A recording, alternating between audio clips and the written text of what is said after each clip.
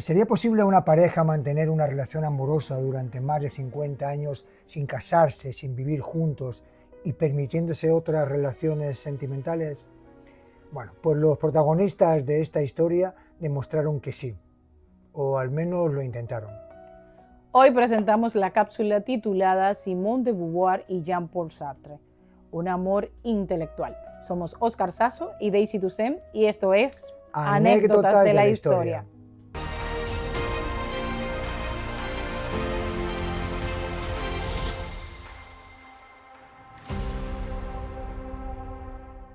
En el transcurrir de la cultura occidental existieron varias parejas célebres por su pasión desmedida, algunas por su tragedia y otras por el influjo que ejercieron en su tiempo, pero pocas han sido tan influyentes desde el punto de vista intelectual como Simone de Beauvoir y Jean-Paul Sartre. Su relación desafió las normas sociales de la época, cuestionó las ideas tradicionales sobre el amor y el matrimonio y se convirtió en una de las relaciones más fascinantes del siglo XX. Esta es una historia de un amor sin convencionalismos. Veamos sus orígenes. Simone Lucie Ernestine Marie Bernat de Beauvoir, conocida como Simone de Beauvoir, nació en París en 1908 dentro del seno de una familia burguesa. A los 5 años fue inscrita en una escuela católica en la que destacó cada curso como mejor estudiante, pero la ruina de su abuelo tras la Primera Guerra Mundial generó un punto de quiebre familiar con el consiguiente cambio de estatus y el incremento de las discusiones. Por aquella época también surgió la disidencia ideológica de la jovencísima Simone al declararse atea. En cuanto a Jean-Paul Sartre, nació en París en 1905, también en el seno de una familia burguesa, criado por su madre y su abuelo al quedar muy pronto huérfano de padre. A los 4 años padeció una severa infección ocular que casi lo dejó ciego. Finalmente sanó, pero con la secuela de un fuerte estrabismo que terminó convirtiéndose en marca de identidad. Desde muy temprana edad mostró pasión por la lectura y el estudio, consolidando su formación en la prestigiosa École Normale Supérieure, donde se doctoró en filosofía en 1929. Ese mismo año comenzó en París la relación de tan singular pareja. Sartre tenía 24 años y ya destacaba por su brillante inteligencia. Simone, 3 años más joven, era una estudiante excepcional de filosofía en una época en la que muy pocas mujeres lograban acceder a los círculos académicos más prestigiosos de Francia. Ambos coincidieron mientras preparaban el examen de agregación en filosofía, una de las pruebas más difíciles en el sistema educativo francés. Beauvoir fue una verdadera revelación, ya que se convirtió en una de las personas más jóvenes en superar aquel exigente examen. Allí ella obtuvo el segundo lugar, el primero fue para Jean-Paul Sartre. Desde entonces nació entre ellos una complicidad intelectual extraordinaria. Sartre comenzó a llamarla Castor, un apodo derivado de la pronunciación inglesa de su apellido Beauvoir y también porque admiraba su capacidad de trabajo, comparable a la de un castor construyendo pacientemente su represa. Lo que surgió entre ambos fue mucho más que una relación sentimental, una alianza intelectual que duraría para toda la vida.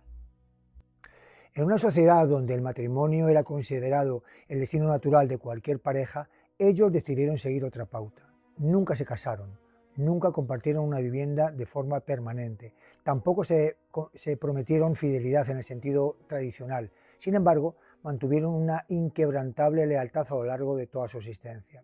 Se consideraban compañeros esenciales el uno para el otro, pero se permitían mantener otras relaciones sentimentales. Sartre llamaba a su vínculo el amor necesario, mientras que las demás relaciones eran consideradas amores contingentes. Algunos de ellos están bien documentados. Con Simone, Nelson Algren, escritor estadounidense, con quien Simone vivió una intensa y apasionada historia. Claude Lanzmann, cineasta y periodista francés. Bianca Dienfeld y Olga Kontsayevsky, alumnas adolescentes de Beauvoir, cuyo complejo vínculo con ambos filósofos fue un pilar en su poliamorosa familia parisina. Mientras que Sartre se le conocieron también diversas amantes. Wanda Kontsayevsky, hermana de Olga, Arlette Erkam, una de sus últimas amantes y a quien después adoptó legalmente convirtiéndose en la heredera y depositaria de su obra, y Natalie Sorkin, otra joven estudiante cercana a la pareja. Sin la perspectiva del tiempo, este acuerdo hoy podría parecer excesivamente moderno para muchas personas. Por eso no es difícil imaginar que en aquella Europa resultara profundamente escandaloso. Sin embargo, aquella decisión no respondía únicamente a una cuestión de rebeldía, estaba estrechamente relacionada con sus convicciones filosóficas.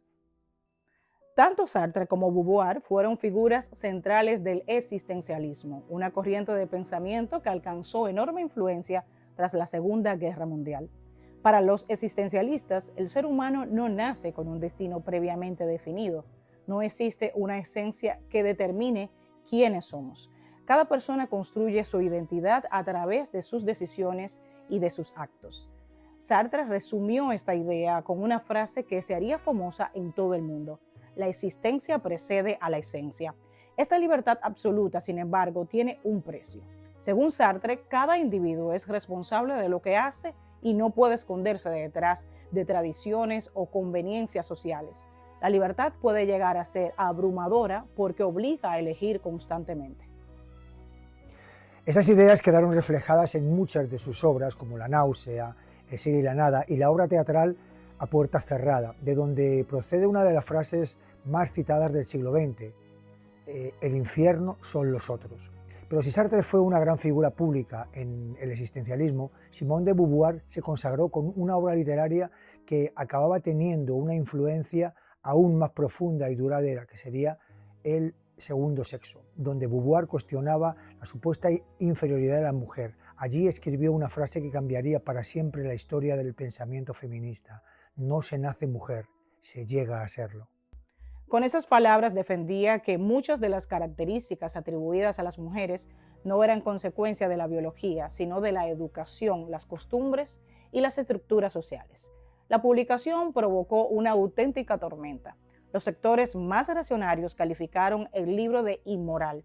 La Iglesia Católica lo incluyó en su índice de libros prohibidos y numerosos críticos acusaron a Beauvoir de atacar los valores tradicionales de la sociedad. Sin embargo, el escándalo tuvo un efecto inesperado. Cuanto más se hablaba del libro, más se leía. Con el paso de los años, se convertiría en una de las obras fundamentales del pensamiento contemporáneo y en una referencia imprescindible para varias generaciones de mujeres. A diferencia de Sartre, Beauvoir mostró un interés especial por las circunstancias concretas que limitan la libertad humana. Sabía que no todos los individuos parten de la misma posición y que factores como el sexo, la pobreza o las condiciones sociales influyen en las posibilidades reales de cada persona. Por eso, muchos especialistas consideran que aportó al existencialismo una visión más compleja y cercana a la experiencia cotidiana. Mientras desarrollaban sus ideas, ambos participaron activamente en los grandes debates políticos de su tiempo. Vivieron la ocupación nazi de Francia, presenciaron la reconstrucción de Europa y se pronunciaron sobre conflictos como la Guerra de Argelia y la Guerra Fría, pero además intentaron observar los acontecimientos de primera mano. Viajaron a Cuba poco después del triunfo de la Revolución. Allí se entrevistaron con Ernesto Che Guevara. Sartre quedó impresionado por el entusiasmo popular que percibió y escribió varios artículos sobre aquella experiencia como el ser humano más completo de nuestra era, destacando que detrás de cada frase del comandante argentino había una reserva en oro.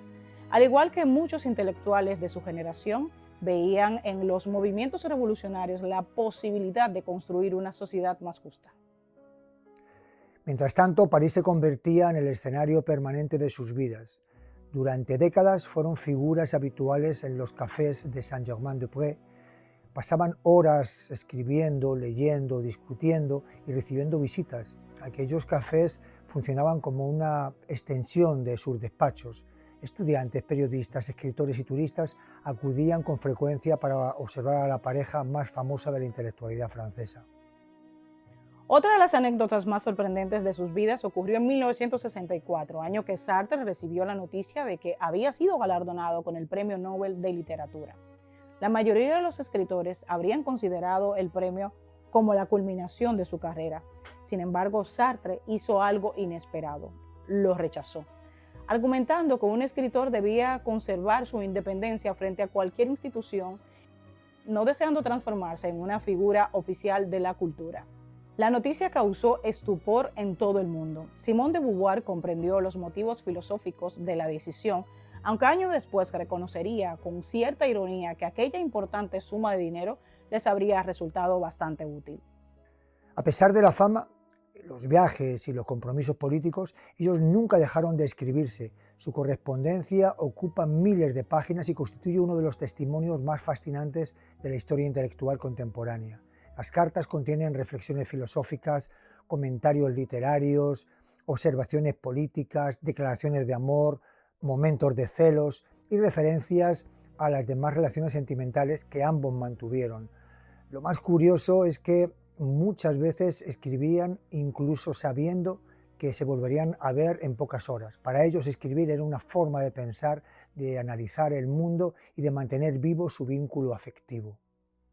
Naturalmente, aquella relación tan poco convencional también generó controversias. Algunos admiraron la libertad con que intentaron organizar sus vidas. Otros los criticaron por las contradicciones y conflictos que surgieron a partir de sus acuerdos sentimentales. Como ocurre con muchas figuras históricas, la distancia del tiempo permite admirar sus aportaciones intelectuales sin ignorar las complejidades de sus vidas personales. Lo cierto es que permanecieron unidos durante más de medio siglo. Cuando Sartre murió en 1980, más de 50.000 personas acompañaron el cortejo fúnebre por las calles de París. No se trataba de un jefe de Estado ni de una estrella del espectáculo, era un filósofo. Aquella multitud demostró hasta qué punto él había influido en varias generaciones de europeos y en el pensamiento de todo el siglo XX. Simone de Beauvoir quedó profundamente afectada por la pérdida. Durante los años siguientes continuó escribiendo y preservando la memoria de quien había sido su compañero sentimental y sobre todo intelectual durante más de 50 años. Finalmente, ella también falleció en 1986. Hoy ambos descansan juntos en el cementerio de Montparnasse en París. Cada año, admiradores de todo el mundo visitan su tumba y dejan flores, cartas y mensajes. Paradójicamente, dos personas que rechazaron muchas de las convenciones sociales terminaron unidas para siempre en la memoria colectiva y su legado continúa vivo. Sartre sigue siendo una referencia imprescindible para comprender el existencialismo y los dilemas de la libertad humana. Beauvoir es reconocida como una de las pensadoras más importantes del siglo XX y una figura fundamental en la lucha por la igualdad de las mujeres. Pero más allá de los libros, las teorías y las polémicas, su historia deja una pregunta que sigue teniendo vigencia. ¿Hasta qué punto se debe vivir según las expectativas de la sociedad? ¿Y hasta qué punto se tiene el derecho de construir una propia manera de amar? Quizás esa fue la verdadera aventura de Simone de Beauvoir y Jean-Paul Sartre, intentar vivir de acuerdo con las ideas que defendían, aunque eso significara desafiar las normas de su tiempo, porque algunas historias de amor no se escriben con flores ni promesas eternas, sino con ideas capaces de cambiar el mundo. Tal vez nunca sepamos si encontraron la fórmula perfecta del amor. Lo que sí sabemos es que se atrevieron a vivir según sus ideas y esa decisión los convirtió en una de las parejas más extraordinarias de la historia intelectual del siglo XX, tal y como planteamos en esta especial anécdota de la historia.